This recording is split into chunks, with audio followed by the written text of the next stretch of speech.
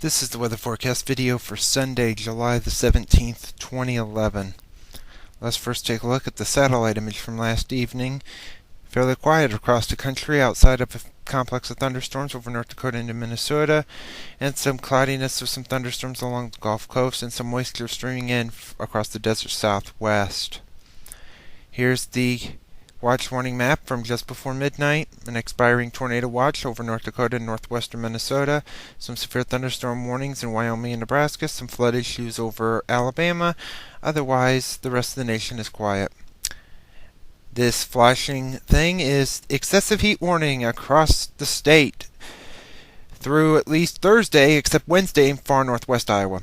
Here's the QPF chart. Precipitation over the next 5 days through Thursday evening at 7 o'clock, and pretty much on the outside of an isolated shower possibly over northeastern Iowa, pretty much nothing across the state for the next 5 days, if not longer. Here's the 0Z GFS Model Run at 1 p.m. today. You can see a large 594 millibar high situated around northern Kansas, and with that, heat, hazy, and hot and humid Triple H weather. Model wants to show a shower or storm. That's likely not going to happen. Highs in the 90s, heat indices well over 100. Monday, outside of a very isolated, and we mean a very isolated shower or storm in northeast Iowa, it will be hazy, hot, and humid. Highs in the 90s, heat indices well over 100. Same on Tuesday, hazy, hot, and humid. Highs in the 90s, heat indices well over 100. Some cases well over 110 degrees in some locations. Wednesday, very similar to the previous days. Hazy, hot, humid. Highs in the 90s. Heat indices well over 100, if not 110 degrees. Thursday, hazy, hot, and humid. Highs in the 90s with a low pressure over South Dakota.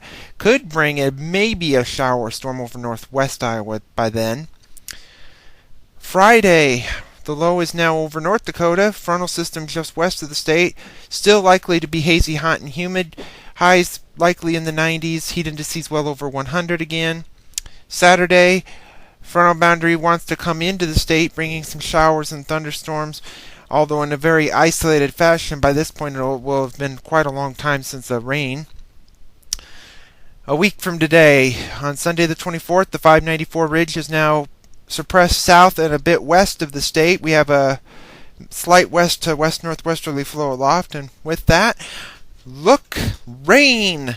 No hazy, no hot, and no humid. Well, it will be humid, but it'll be raining most likely by a week from today.